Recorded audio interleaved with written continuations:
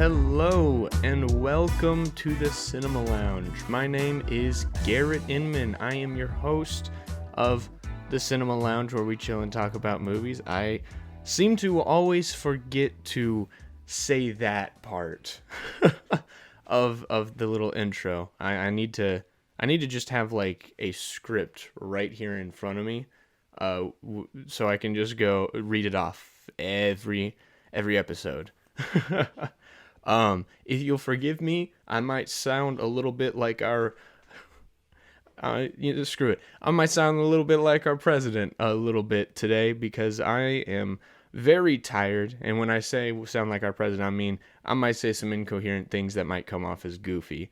But yeah, I'm very tired right now. I went to bed at maybe like 2:00 yesterday morning, maybe 3. I don't remember. And did not sleep well. And then I woke up this morning at 7 in order to watch Finding Nemo, which is the movie in which we are talking about today.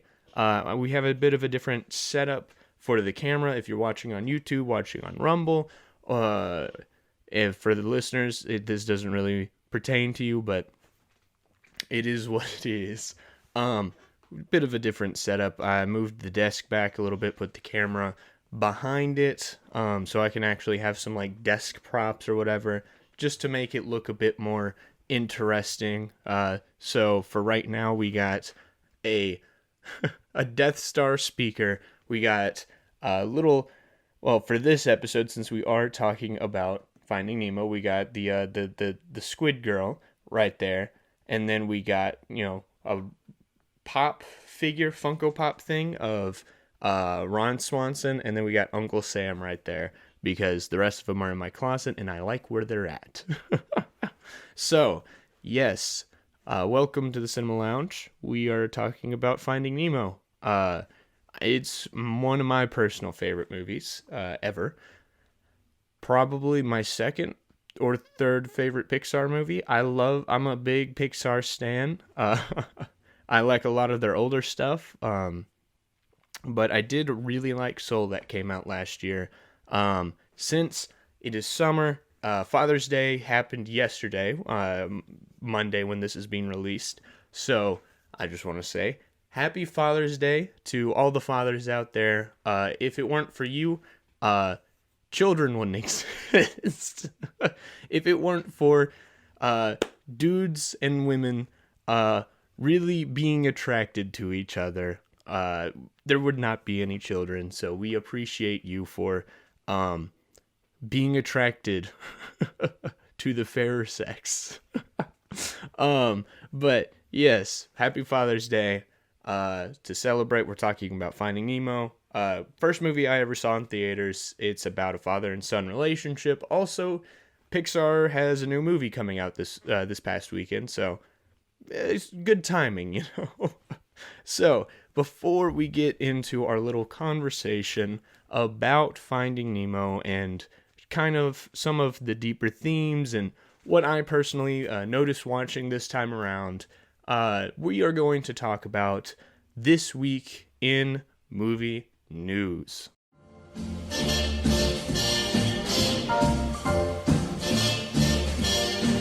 Somewhere beyond the sea, somewhere waiting for me, my lover stands on golden sands and watches the ships that go sail. Hi. It's hot outside. Hi, how are you? How are you doing? This Week in Movie News is brought to you by schedule changes. Disney Plus has announced that with the success of Loki being the most streamed debut of a Disney Plus show, all future releases for shows will be on Wednesdays, while full feature-length films will still be on Fridays. This was a mistake. Brian Fuller, the guy who brought shows like Hannibal, will be making a movie based off of the Stephen King novel Christine, which will be produced by the studio Blumhouse.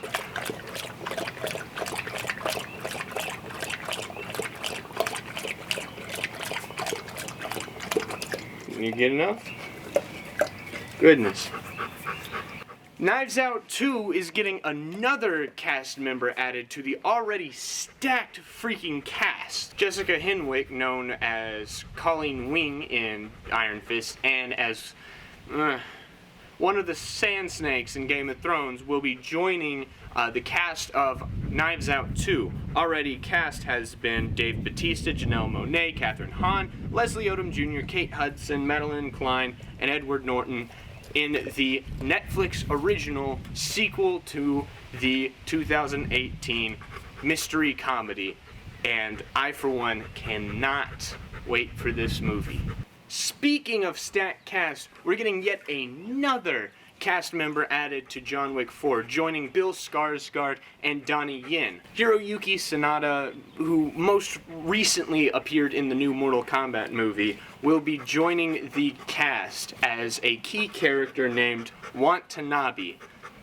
And I, for one, want to not be waiting to watch this movie anymore. Thank you. Oh, brother, this guy stinks! That was a bad joke, wasn't it? You don't get it. You see something out there, don't you? Yeah. Let's flip over to the DC universe real quick. We have some news about the new upcoming, long-delayed Flash movie. Grant Gustin, who portrays the Flash on the CW show, will be cameoing in the movie, right after Ezra Miller had previously cameoed in the Crisis on Infinite Earths special. We also got a first look of the chest piece for both the Flash...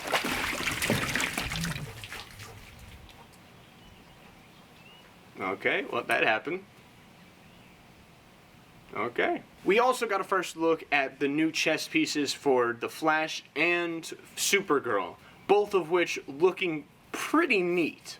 Tyrese Gibson, star of the Fast and Furious franchise and of the upcoming Morbius movie, has confirmed point blank that Morbius will be a part of the MCU. I guess we'll see how. I mean, Vulture's already in it, so it's not that much of a jump, but cool. Hey, Samson, you know what time it is? You know what time it is? That's right. Oh, yeah. It's trailer time. We only had one trailer of note that came out this week, at least for me, and that was the final trailer for the new Chris Pratt-led Tomorrow War. I'm gonna fight. It's not even loaded. Yeah, well, yeah, it's not loaded. It's a pressurized cabin. Why would I load it in the cabin? The bullet goes in thing and everybody's sucked out. Looks pretty fun. And finally, to tie up this rather short and light news week, let's give out a quick congratulations to all of the Hollywood stars who are getting their stars on the Hollywood Walk of Fame. Congratulations to Carrie Fisher, Ewan McGregor, William Dafoe, Michael B. Jordan, Selma Hayek, Tessa Thompson, Macaulay Culkin, Regina King, Bob Odenkirk, Ray Liotta, Jason Momoa, Ming-Na Wen, Francis Ford Coppola, Norman Reedus, Kenan Thompson, Tracy Ellis Ross, and Ricky Gervais. You know, some of those were late, a little belated, but it's fine. It's fine. They got there. So, congratulations to, oh gosh, no.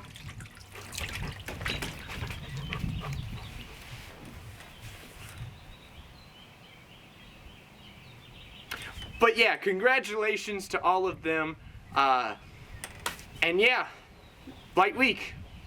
And that has been This Week in Movie News. So long sailing, bye-bye sailing.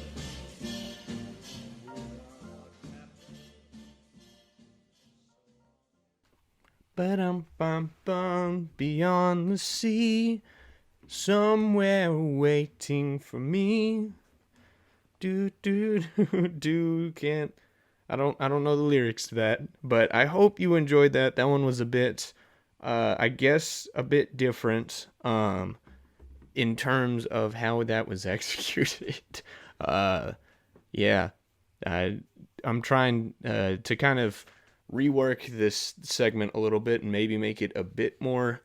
I don't know. I don't want to say cinematic because that wasn't cinematic at all. I just had a couple of more shots than just the normal one.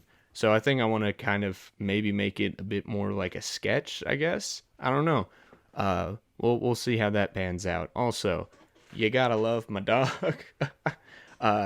His name, goodness, got something lodged in my throat. His name is Samson. And yeah, oh golly, I need to get rid of this thing. There's like a little sliding thing under the desk. But I got a dog. His name is Samson, and he's adorable, and he's a handful, and he is a little monster. Let's readjust the camera real quick. I accidentally bumped it during the segment. So yeah, that was this week in movie news. If you guys enjoyed that, let me know down below in the comments what you thought about kind of some of the news stories. It was a light week this week, so not a lot to talk about, but nonetheless, I guess I have some things to say about it. None of these are really like passionate takes on it. I mean, the first one was the Disney premiere date change or whatever.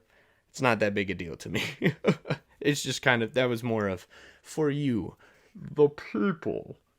I need to work on my Bane impression a little bit, but that one didn't impact me that much. But Brian Fuller gave us Hannibal. I really enjoyed Hannibal.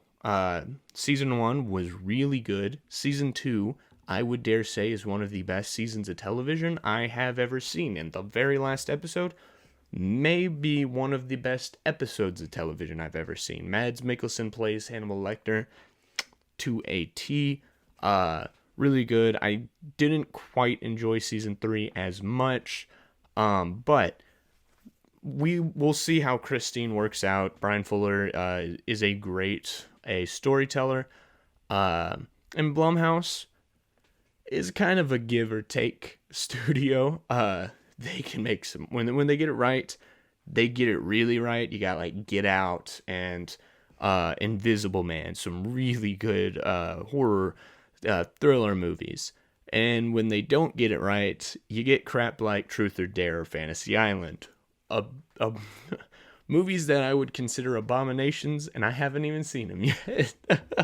So we'll see. But it seems when Blumhouse gives creative control over to someone who's really competent and knows what they're doing, some really good stuff comes out of it. So we'll see if Christine is on the level of Get Out or Invisible Man, or if this is going to kind of crap the bed and be another Truth or Dare.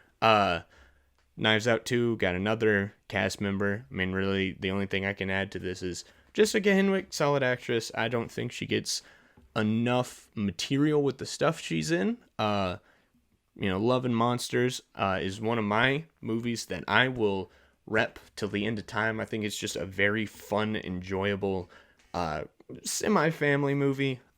She's in it as like the main love interest, but she's only really in the third act, so she doesn't really get a lot of time to shine. And then, she was in Game of Thrones as one of the worst characters in that show. Me personally, I despise the Sand Snake. She's not the worst one. The main Sand Snake girl is one of my least favorite characters on that show, and I was very happy when she died. But in terms of her role there, she kind of served no purpose. So she didn't get a lot to work with there. Iron Fist was really where she got to flex her acting chops, and I think she did a good job. The issue is that Iron Fist is not a great show. So she tends not to pick the greatest projects, I suppose, but we'll see how that goes with Knives Out 2. I mean, this stacked cast is really looking good. I mean, we've already been over this a few weeks back, but like Dave Bautista, Catherine Hahn, Leslie Odom Jr. are all great actors.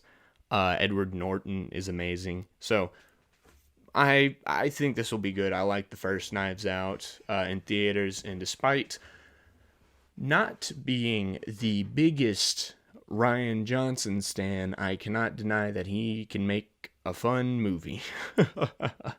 um, then, Hiroyuki Sanada, we've talked about him before, like a few weeks back. I think he's a phenomenal actor. He was amazing in Sunshine. If you haven't seen Sunshine, go watch Sunshine.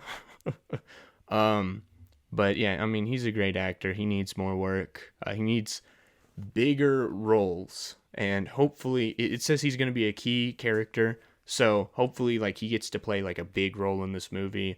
Maybe him and like Donnie Yen get to be kind of the main allies for John Wick, and Bill Skarsgård gets to be the bad guy. I don't know, something like that.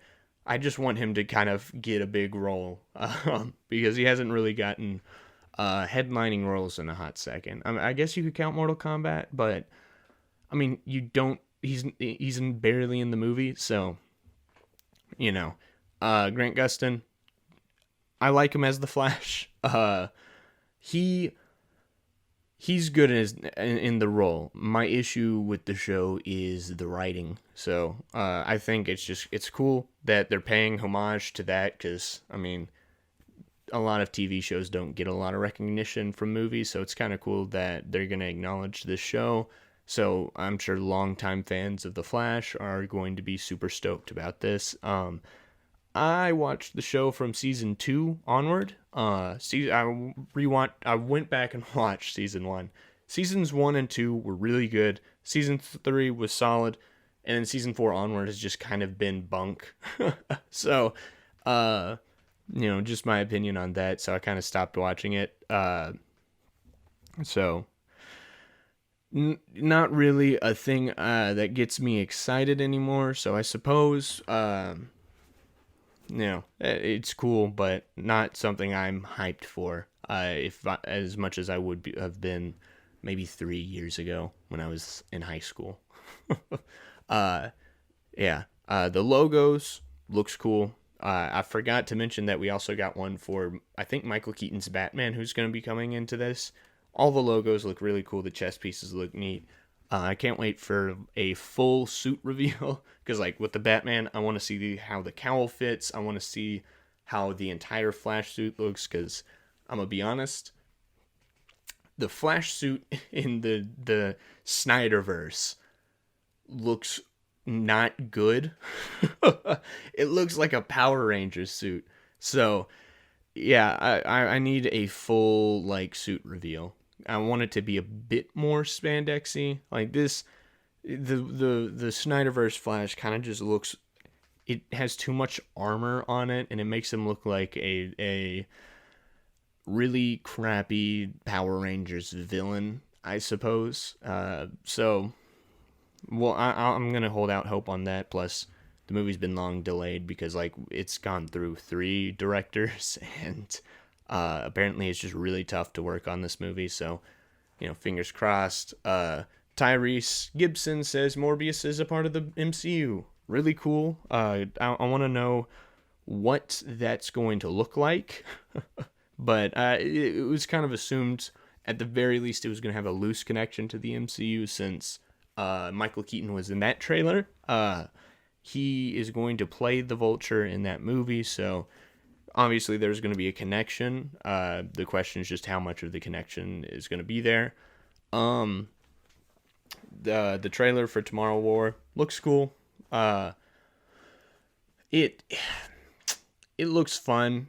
I don't know why I sighed like I was disappointed. I'm feeling very out of breath when I do these sometimes.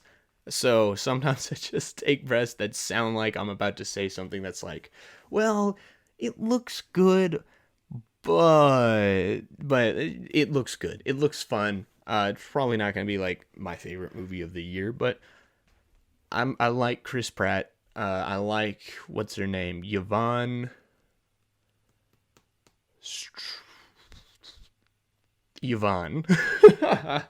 I think she's the lead actress in it. She's been in like Chuck. She's currently in Handmaid's Tale. She was in Dexter for a couple of seasons, so she's a good actress. I'm glad she's getting some work. And then I'm just gonna echo what I said in the segment. Congratulations to everybody who got their star on the Hollywood Walk of Fame. Really cool. I'm sure that feels great to those of you who are with the living. It's cool to see Carrie Fisher get one, Ewan McGregor. A couple of these I'm questioning. Macaulay Culkin. I mean, yeah, he's famous, but if you were gonna give him one, I would have said do it early 2000s when Home Alone was a big thing. Uh, but nowadays it's like he's only really famous. He has a podcast, and he's famous for being the kid that uh, did not say Michael Jackson did things with him. So, I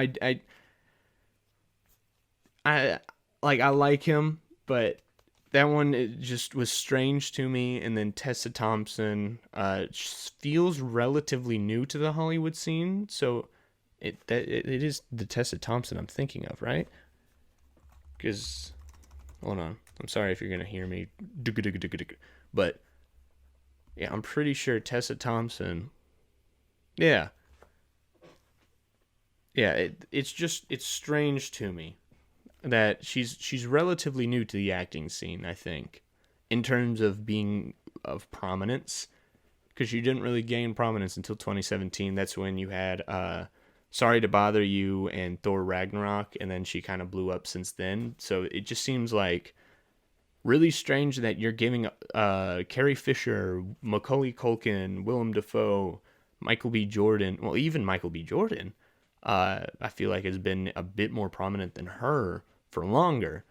Ray Liotta, Francis Ford Coppola, you have names like Francis Ford Coppola, Ray Liotta, and Carrie Fisher, who are getting these, in my opinion, way too late. I mean, good they're getting them, but still, they should have gotten these way long ago. But you're giving them some way belated, but then you're giving like Tessa Thompson one that's like 4 years after she kind of becomes a household name. And even then, I don't know if household name is really one of those things, because I mean, I don't think my dad knows who she is, but he knows who Ray Liotta is. So, uh, you know, we'll see. And the only one I didn't know, I don't know who Tracy Ellis Ross is, and I did not do my due diligence to look up who that is. So, I guess we'll just move on from that. Very short, even though we're 20. I think we're about 24, 25 minutes. I have a timer running. We're about, hold on, let me take a breath. 23 minutes in, according to my timer.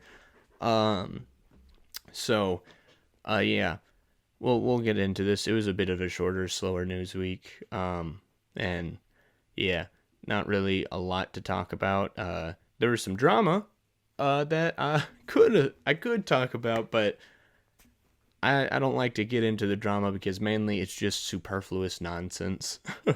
And the drama I'm referring to is James Mangold getting angry with a guy who isn't excited for Indiana Jones 5 because of some, I guess, management reasons. If you want to look that up, look it up. I'm not. I don't really care. It's like I said, superfluous nonsense. We have better things to argue and discuss, even if it just is movies.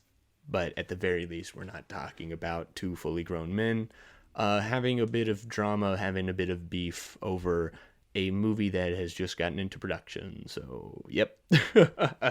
um, so yeah, Finding Nemo is one of my favorite movies of all time.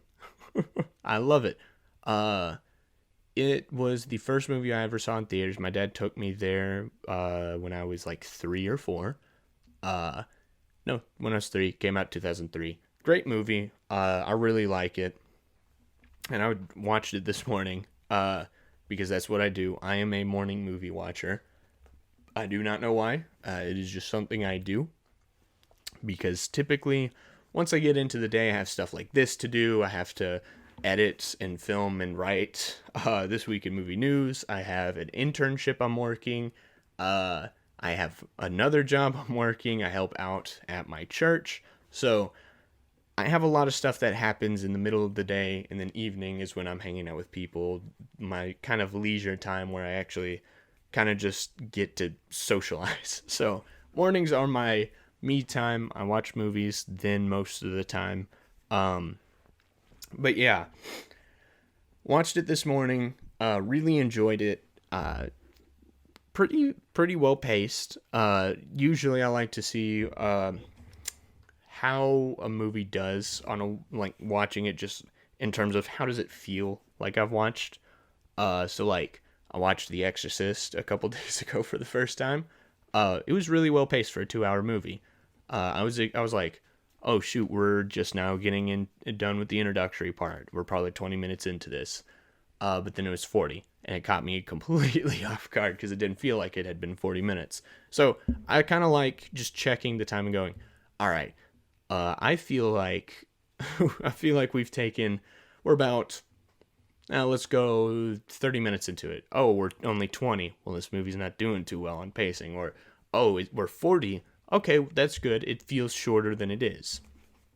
And I just kind of like to do that just to judge my viewing experience, I suppose.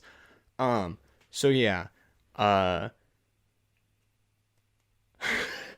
my my mind went blank. Let's just get into the movie. If you don't know what Finding Nemo is, I can't help you with that. It came out 2003. It was like Pixar's fourth or fifth animated computer generated imaging animated movie that is really beloved today. I mean, Pixar, people like Pixar. People love Pixar. uh, and especially old Pixar people just, I don't know if it's nostalgia, but people just, most of those movies are like 8, 9, 10 out of 10s consistently. But this one just kind of hits me at a different level because I am someone who is a sucker for father-son relationship movies.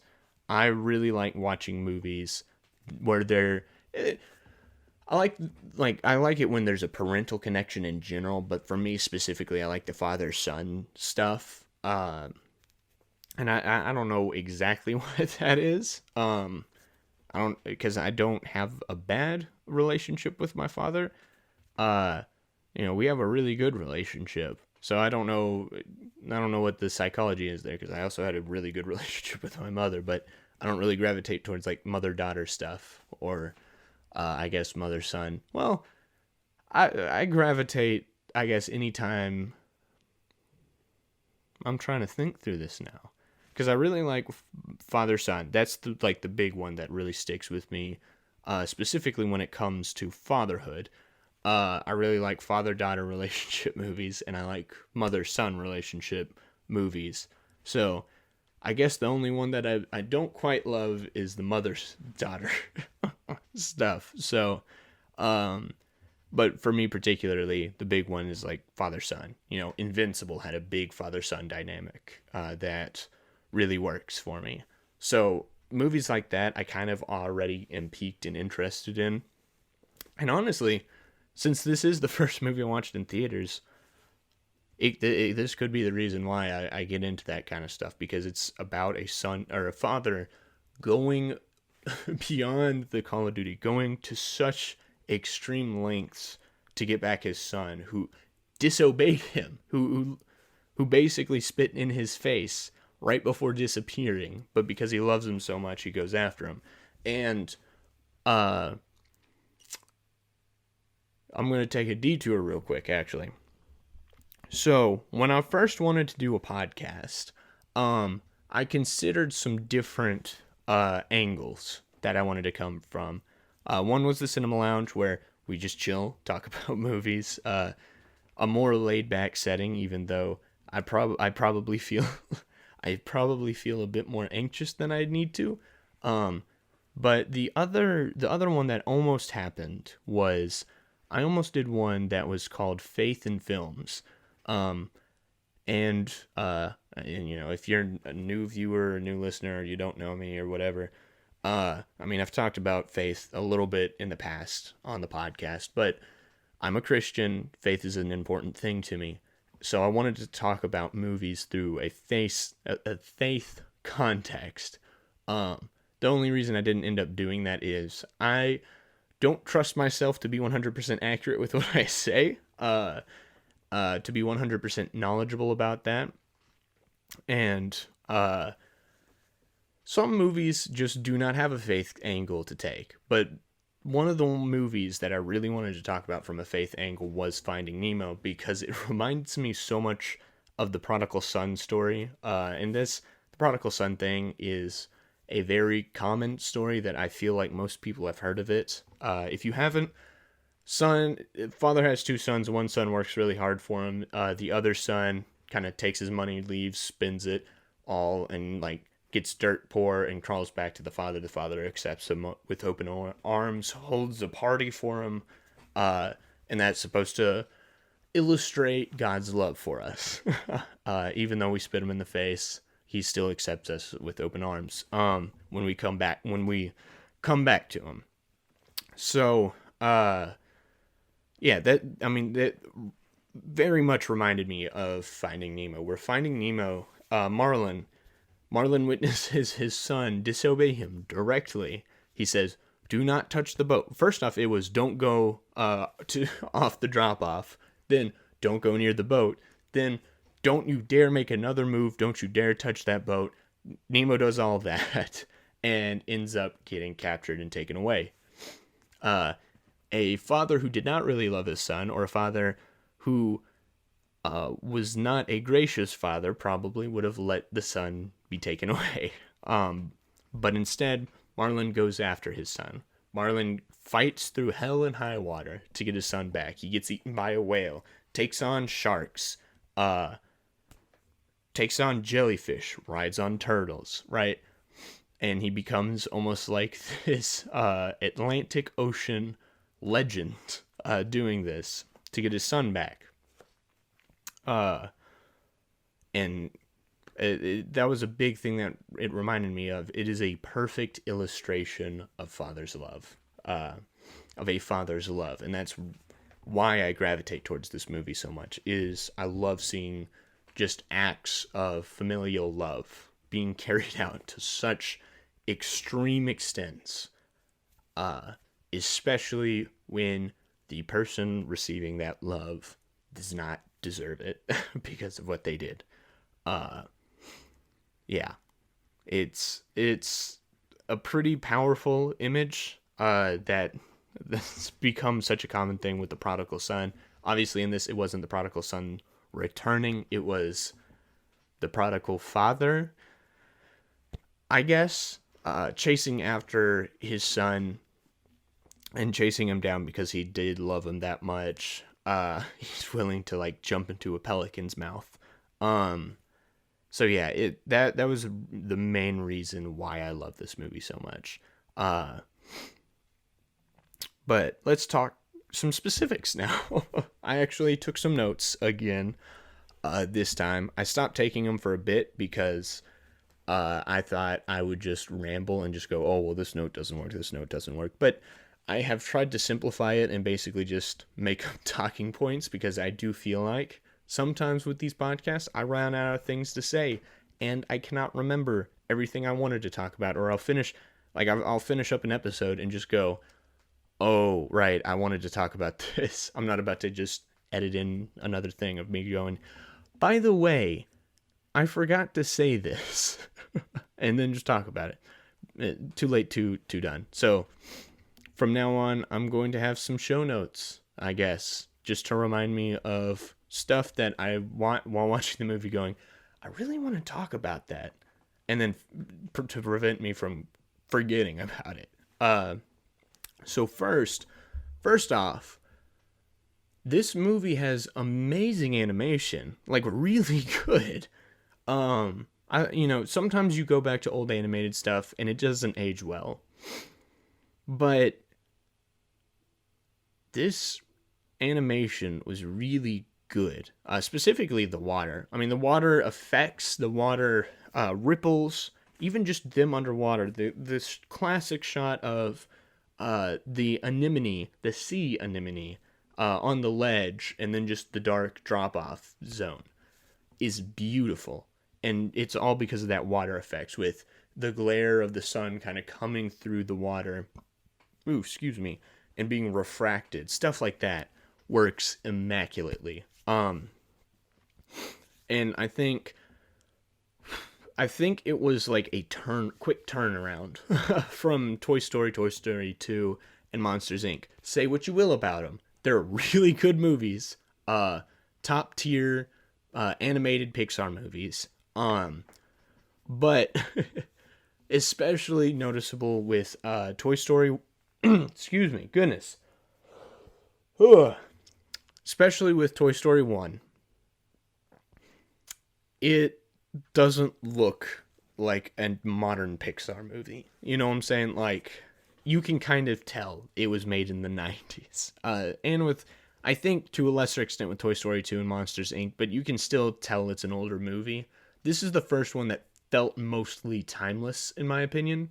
And I think it's mainly because you're messing with fish for most of the movie and not humanoid creatures. I guess with Monsters Inc., you have a one-eyed guy and a furry creature. But I guess what I'm saying is fish don't require a lot of texture to it. You can make them slimy and you can make them scaly if you want to. Making them scaly will age them, I think. And they did a good job of they're smooth and slimy, and it doesn't look that old. Besides, I'll say this, the boat scene. So right after Nemo gets taken, and there's a shot of the boat on the water and like the guy knocking his mask off in it. That kind of looks like Toy Story a bit. But besides that, I mean, the animation's fantastic. I mean, there's a reason why Pixar is so big as a company.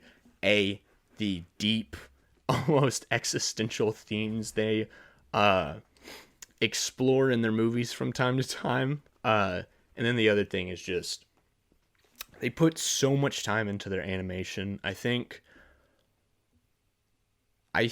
they put for each movie they make, they try to pick one thing.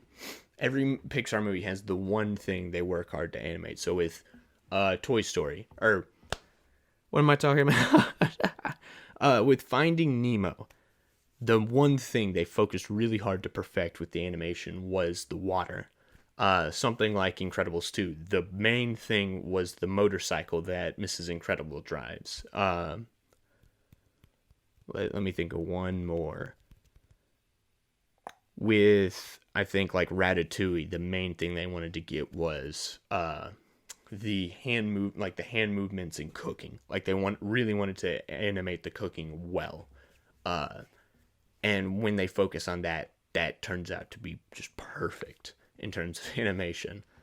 So this is a really good looking movie. I also noticed the lighting was really good. Like I said, with that drop off shot, the lighting is fantastic. They go chase the mask into the trench and it's pitch black, and then you see the light. The luminescent effects are amazing. And then once the angler fish lights up, it's perfect. It's such a well lit movie. The scene in the tank, the fraternity, the fraternity initiation in the tank scene, the lighting of that's really good, especially coming from Mount Wanahakalugi. That it's just a really good looking movie. And then I noticed that starting it out, the writing of the movie is really fun. I like a lot of the writing. Anything from Mount Wanahakalugi. If you say it fast, it doesn't sound like anything, but just Wanahakalugi, literally just spit take. But stuff like that, or Marlin insults a seahorse by calling him Pony Boy. He says, like, fry them up and serve them with chips because fish and chips. Just simple stuff like that kind of just made me giggle a little bit. There's some subtle moments that went over my head when I watched it as a kid. Marlin chases, the boat stops, he surfaces, and then he has to go back underwater take a breath, go back up, and hold it, and it's like, Nemo, Nemo. Although, I will say this, I don't understand how that works. Usually, well, I guess when you hold your breath to go underwater, you can talk, but the amount the fish talk above water is a bit insane. But that's besides the point, I guess. But just subtle moments of him above water, him going below and going above water to hold it. I mean, Nemo does the same thing when he tries to jump into the water filter. So it's a fun, subtle thing that isn't called too much attention to. That would be like, oh, well, yeah, obviously fish would do that if they acted like people. Obviously, when they would come to a surface, they would hold their breath because they can't breathe in air. So just subtle stuff like that to make them feel more anthropomorphic than they are. Because that's the other thing. These fish are definitely like they're not like Zootopia anthropomorphic animals, but clearly the fish are anthropomorphic to an extent. They talk like people, they act like people. Ugh. I'm sorry to the listeners. I'm making random noises. But like they're anthropomorphic to an extent, right? They talk. They have teeth. Most of the fish have teeth in the movie. They're moving their fins like hands, stuff like that. So it's clearly somewhat anthropomorphic, and it makes them feel more human when they do subtle stuff like the take a breath underwater and pop out over water, just to make them behave more like humans. I love it. Yeah. Just subtle stuff like that makes it feel more real. Yeah, Marlin was a great character in this. I think Marlin's the guy you identify with the most because I remember as a kid going, "Oh well, Marlin's just being not a horrible dad, but he's being way too overprotective. Why is he being way too overprotective?" This one is like, this time around, I was just like, well, it's so clear. Marlin is overprotective because when he was like a newlywed or about to be a new dad, he almost witnessed his wife and most of his kids get eaten by a barracuda because they were a bit too nonchalant, I suppose. And so after that happens, another subtle thing is the anemone is now further into the reef instead of on the edge. And I don't know if it's a new anemone or if like they somehow picked it up and moved it. But at first I was thinking, oh, well, that is a continuity error. But first you got to think Nemo's a kid now, so clearly some time has passed, some fish time, a few years in fish time has passed. But also that would make sense because Marlin wouldn't want to live in that area anymore because it would remind him too much of death. But also, to be safe, he doesn't want another barracuda incident happening. So that's a nice subtle moment. But yeah, that's why he panics when they go to the drop off, because that's where he lost most of his family last time. He doesn't want to lose the remaining instant of that. That's why he's so overprotective of the kid. Plus, Nemo's got the little nub fin, little nub fin. So it makes sense. And you really identify with him. And his whole journey throughout the movie is kind of learning to let his kid live a little in terms of experiencing life, right? And Dory is the perfect foil for that. Dory is fun-loving, carefree, right? Forgetful, but she just does everything on impulse, which also isn't great because that gets them into trouble. So both of them kind of just find that middle ground a little bit where Dory has to learn to kind of think more responsibly, while Marlin has to learn to kind of let go and have fun every once in a while. You see that with the jellyfish, right? He is focused on survival and then tries to turn it into a game for Dory so they can get out of there alive, but then he gets wrapped up in the moment, has fun. But then something bad happens, so he's back to his old self, and he's like, "Oh, well, I don't want to commit to fun anymore." But the end of the movie, the scene where he finally turns, I think, is when they're in the whale. where the whale comes up on them, eats them, and they think they're gonna die. Marlin is convinced, your stupid shenanigans, we're gonna die because of you. This whale's gonna eat us because you just wanted to act on impulse and be trusting. But turns out Dory can speak whale. And the scene where the whale lifts the tongue and says, time to let go. Very, very blunt with the metaphor, but the whale says it's time to let go. Dory says we just goes with it, and Marlin catches her and says, "Whoa, whoa, whoa, whoa, we can't be doing that." And I actually wrote the line down here. Dory's like, "Come on, we got to do it." And he says, "How do you know something bad isn't going to happen?" And Dory just goes, "I don't," and that convinces him to let go. Some powerful. That was a powerful moment for me that I did not remember happened in the movie. Because it's just Marlin sitting there going, always living in fear that something bad's going to happen. He's 100% a pessimist. Right before when the water's lowering, he goes, "Oh crap, now it's half full." And Dory goes, "Oh no, silly, it's half full." Ah, dang it, I messed up the line. I sound like Marlin right now. No, when he says it's half empty and she goes, "Well, no, it looks half full to me." That perfectly illustrates their views on the world. Dory always sees the best in people, always is super unassuming, super trusting, while Marlin is always skeptical. Anytime something even looks slightly out of place, he's instantly distrustful. He's instantly assuming the worst. When he's riding Crush, wakes up on Crush and sees Dory lying on a sea turtle mumbling to herself, he automatically assumes she's dying, she's not doing too well, and he swims down and is like, "Oh, I'm so sorry, Dory, you're gonna die because of me." Turns out she's just playing hide and seek. He always assumes the worst, and because he always assumes the worst, he's always overprotective of Nemo. He's always living in fear of what could happen, rather than just kind of letting go a bit and letting life happen to him. And that scene in The Whale is just the perfect illustration of that, the perfect turning moment where he finally decides, let's let go and let a bit of the unknown into my life. And that scene was just super powerful to me. So let's jump on some more lighthearted stuff, I suppose. So there's a lot of fish racism. I was watching it. I'm just like, dang, these fish are a little racist. I'm not gonna lie.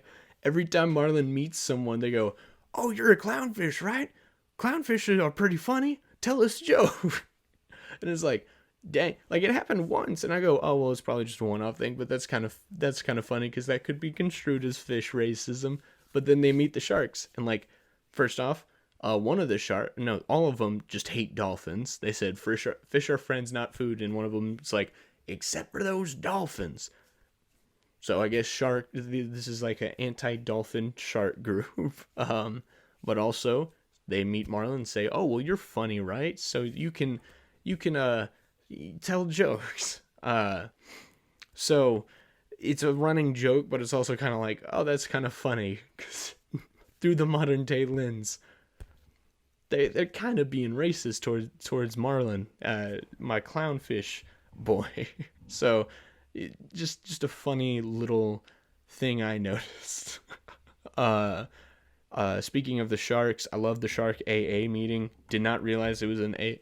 See, I guess the thing you got to understand, me talking about this is me talking about a movie that I haven't seen since I was like in single digits probably. Like, I know I just said it was one of my favorite movies ever, and it is, and watching it again solidified it.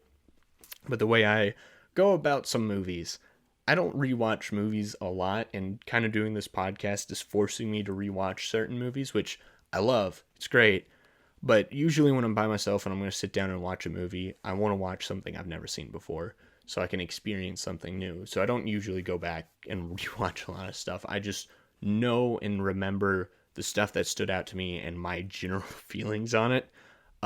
So sometimes I'm a bit, when I'm a kid, I love stuff. So like the Star Wars movies, oh, I love them.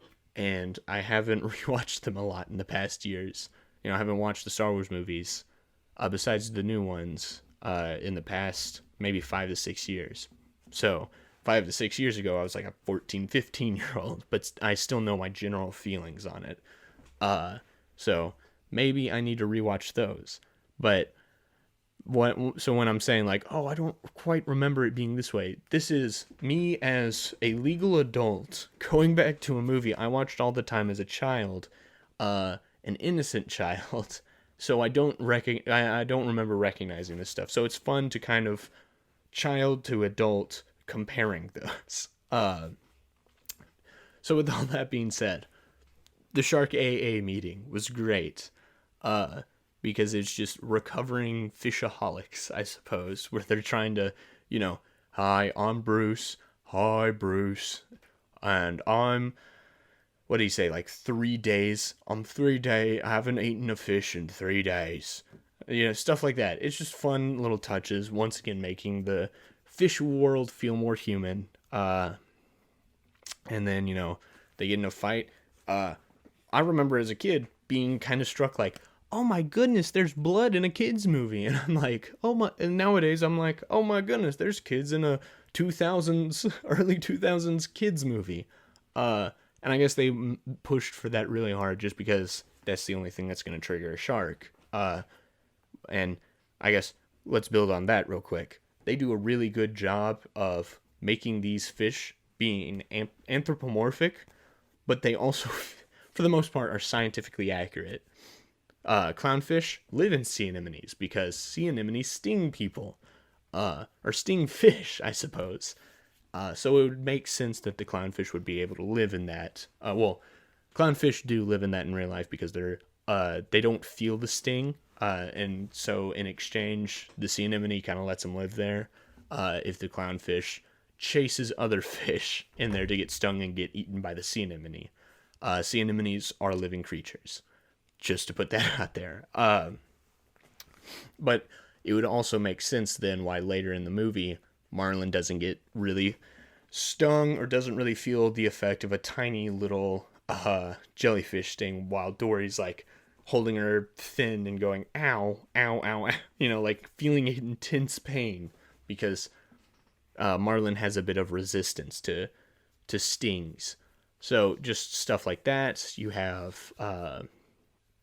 let's see. I mean, the interior of the whale mouth, as far as I'm aware, looks pretty accurate. Let's think of some more fish accuracy. Man, I can't think of anything off the top of my head now. I mean, the pelican thing, the pelican pouch. I'm pretty sure that's where that became like a general thing. Like, pelicans have that little sack of skin that allows them to put stuff into their mouths and kind of hold it. So they equipped that, and that's why they make Nigel a prominent character instead of like a seagull. Stuff like that is just... They did their due diligence to make sure they could get the accuracy of animals down, even if it's just something as simple as the pelican has as a mouth pouch, in order to help serve the story, which is really clever and really just admirable on the part of the writers, because I don't know if I would have that kind of patience or time, or I would put that kind of effort into something like that. One thing that I liked that I once again didn't notice as a kid, I love that the fish tank gang is very knowledgeable about dentistry, where they're just arguing about the different tools the dentist is using on a patient, and like the different holds or whatever. Like it's pretty funny. And just once again, fun little aspect about the movie to make the characters just feel more real, because they've lived in this fish tank for who knows how long. So obviously they're going to pick up on some stuff and probably learn a bit about dentistry. But yeah, it's a very fun little crafted world. I think all of the characters that they present are memorable to more or less extents. You know, you got Marlin, you got Dory, Nemo. Like those three are obviously super popular, but then you got hold on, you got dang it. Let me move the mic out of the way real quick. You got this fella right here. We got a toy of him. I forget his name. Maybe Sam. I mean, it would be Sam, right? But he's an Eagle Ray, who, you know, the scientist guy, the explorer. But I mean, you have him. He's a fun character, and I think mainly with him, it's just, oh, he's the teacher. He sings his little songs. You got the fish tank gang. Anyone there from Gil to the others whose names I don't know. The Bubble, you know, you got Bubbles, who just loves his bubbles. You got Peach, the starfish, who's just sitting there reading crap. You got I think his name is Bloat or Tub or something like that, but the pufferfish who constantly blows up. You have the hypochondriac Guppy. So characters who are just like memorable to where, oh yeah, no, I know who that is. I know like their general role. You got Crush. Crush is easily an iconic character from this movie. So they did a good job making characters that just instantly pop for you in the moment, and you can go back and just remember them, even if you don't remember their names. Yeah. Dude, holy cow, that I already went over all my notes. I'm going to end the discussion because it's a really good movie. I mean, most people have seen it by now. And I've talked about like the main things I want to talk about, but I'm going to finish off with easily probably one of the most iconic lines from the movie, which is, what do we do when we get down? Just keep swimming. That just stuck out to me because it's such a good lesson for a kid to hear, right? When life sucks, when all of the situations you get yourself into in life are just bad. When you feel like giving up, when you try to work really hard to start a podcast and your technology constantly gives out on you, just keep swimming. Just keep living life, keep working through it. When, you move to a new school and you can't find any new friends, just keep swimming. You'll find them. You'll find your place in that school eventually. It'll be hard sometimes. There'll be currents. There'll be fish that come after you. I'm leaning very heavily on the Finding Nemo analogy, but you will get there eventually. You will find a way if you continue to swim and continue to just be persistent at it. To quote Ian Malcolm from Jurassic Park, life finds a way. And you will find a way to, as long as you keep swimming. So, yeah, that's my motivational little moment. Yeah. So we'll wrap up then, I suppose. A bit of a shorter episode again, mostly because the news was short this week. Because I think I talked about the movie usually as long as I usually talk about all other movies, but whatever. Yeah, let's ramp up with our new segments, the Release Radar and Weekly Recommendation. So, Release Radar, I have a handful of them for you this week. You got Fatherhood, which is currently on Netflix, starring Kevin Hart. It's a serious drama that personally looks interesting to me, mostly because I kind of, not particularly like identify with the situation, but like it's something I'm living through right now. But the premise is a father brings up his baby girl as a single dad after the unexpected death of his wife, who died a day after their daughter's birth. It looks like it'll probably be solid. I haven't seen it. Currently on Netflix. Go check that out. Just that's something that piqued my interest because it's Kevin Hart doing a serious role, and then the situation in the movie is a little bit similar to home life right now. If you know me, you know that I don't know. Have I talked about this on the podcast yet? I don't know if I have. But yeah, mother died last year, past December, and so this is kind of something that home life is like with a father who's trying to be a single dad now. Granted, not a baby girl. So adult children. Well, me, an adult child. Two just recently adult daughters, and then a like middle school age now kid. So it's similar, but not like it's not 1-to-1, but it's similar. And I kind of want to see if it brings out any feels in me, and I want to cry. The Sparks Brothers is a documentary being directed by why has his name slipped my mind? Shoot. Directed by Edgar Wright. There we go. I don't know why his name just slipped my mind. Documentary directed by Edgar Wright. It's in theaters right now. It's described as a musical odyssey through 5 weird and wonderful decades, with Ron and Russell Mael celebrating the inspiring legacy of Sparks. Not entirely sure what that is. I know it's a band, but it's Edgar Wright, and I'm an Edgar Wright stan, and I will watch anything and everything Edgar Wright. So this is something I'm interested in. Go check it out if you like Edgar Wright, or if you like Sparks, I guess. Next, we got Luca, obviously the new Pixar movie that just came out on Disney+. On the Italian Riviera, an unlikely but strong friendship grows between a human being and a sea monster disguised as a human. It's Pixar, so I'm going to check it out. I mean, I'll probably check it out either today or tomorrow. But yeah, if you have Disney+, which, I mean, come on. You're lying if you don't have access to a Disney Plus account. Like, I'm not paying for it. I'm using a friend's, but still, you have access to Disney Plus. So go watch that if you feel like it. And then last two are a bit smaller, but important enough to the right people, I suppose. So first off, we got the iCarly reunion series, where, come on, it's iCarly. You know who, if you watched iCarly, you're going to want to watch this. If you didn't watch iCarly, you don't care about this, but everyone's heard of iCarly and knows what it's about. So it's just the continuing series of that.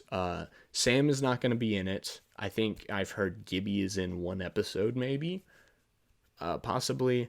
And Jeremy Trainer, who plays Spencer, I think that's his name, has said that there are going to be sexual situations in it. So it's going to be a bit more of an adult take, and a bit, since all the characters are going to be adults now living their lives. So if that's interesting to you, go check it out on Paramount Plus. If you don't have Paramount Plus, you probably, let's face it, most people don't.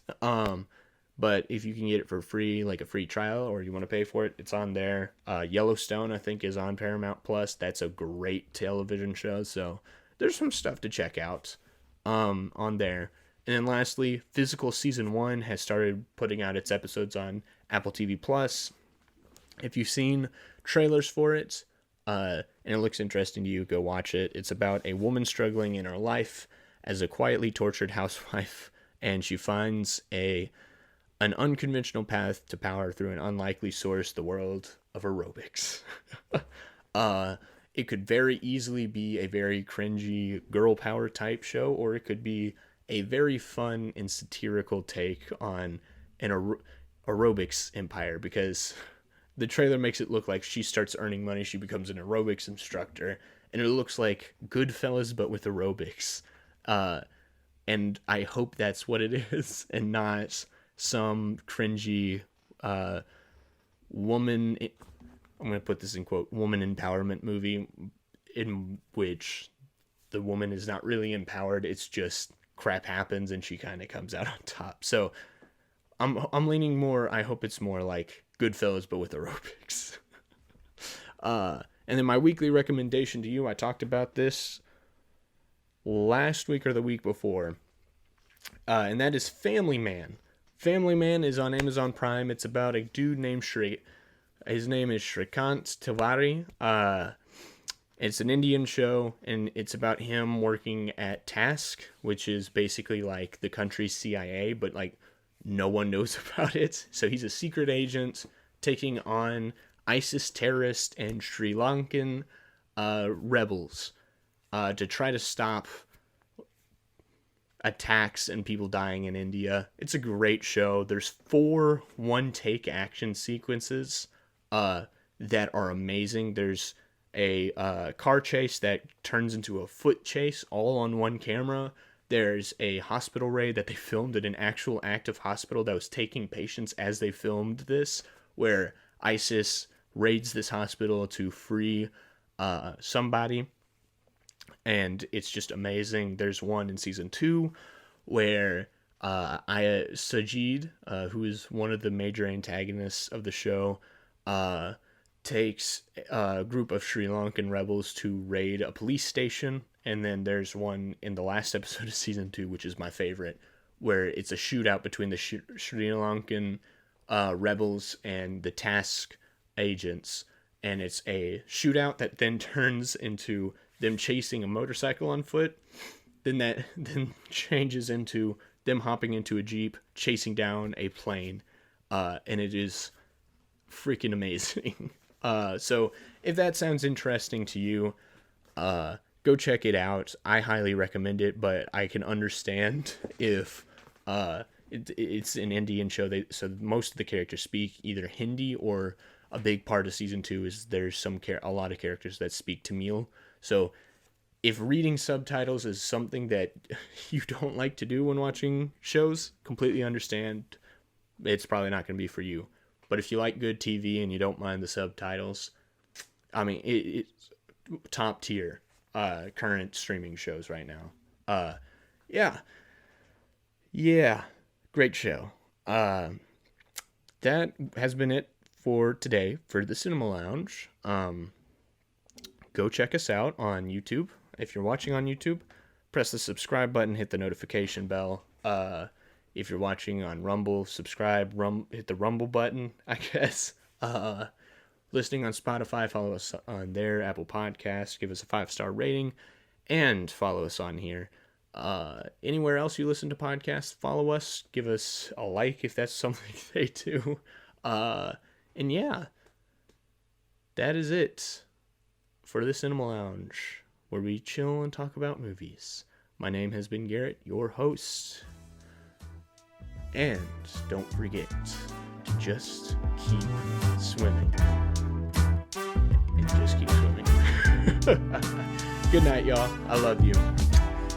Somewhere beyond the sea,